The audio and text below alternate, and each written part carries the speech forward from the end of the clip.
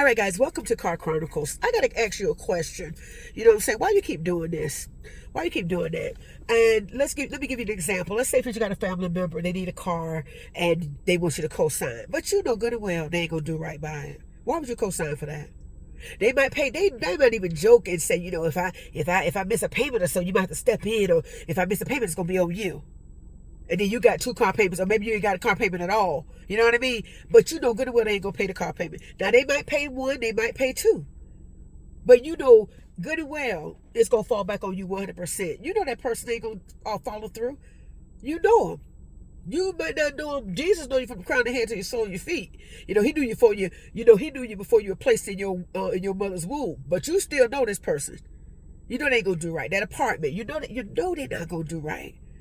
You go, oh, something had happened and I had to, so you're gonna have to pay my rent this month because it is in your name, and you know what I'm saying, that's gonna mess up your credit, but you got to you add people to your phone line. You know these folks are not gonna pay that bill. And you got a huge bill, and then a lot of times you're locked into unless you pay it off, and especially if they got a new phone, and then you got a 2-year contract, you locked in for a phone that's probably $1,000 plus. You see what I'm saying? In order, you have to pay that all off to get them completely off of your bill, or but still you're gonna still have to pay for it. Even if you turn their phone off, so to speak, hypothetically, if you turn their line off so they can't activate it and everything like that, you still got that bill to pay. Why keep doing that? When you know that you don't owe nobody nothing.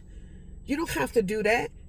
At some point you got to put a stop to that and stop letting people do you any kind of way. They love to use because we family. Child, please, that don't even work on me. That don't work on me. That don't work on me, and it should work on you. Stop getting burned. You get burned once, okay, fine, but you be getting burned 2, 3, 4, 5, 6 times. And then sometimes the pressure be on you because Big Mama they'll be, well, that is your family, and they really needed help at the time. This, that, the third, that manipulation that's thrown in there with that to get you to do something for that. And then they act like they don't want to talk to you, or they'll act like, well, they'll disown you. Bye. Because Hebrews 13:5 said Jesus will be with me forever. Forever, ever. Forever, ever. You dig? So stop doing that, y'all. Please stop doing that. Please stop doing that. Protect your heart. You have every right to do so. You have every right to say no. Because that's your stuff. You have authority. This is Car Chronicles. Until next time. Later.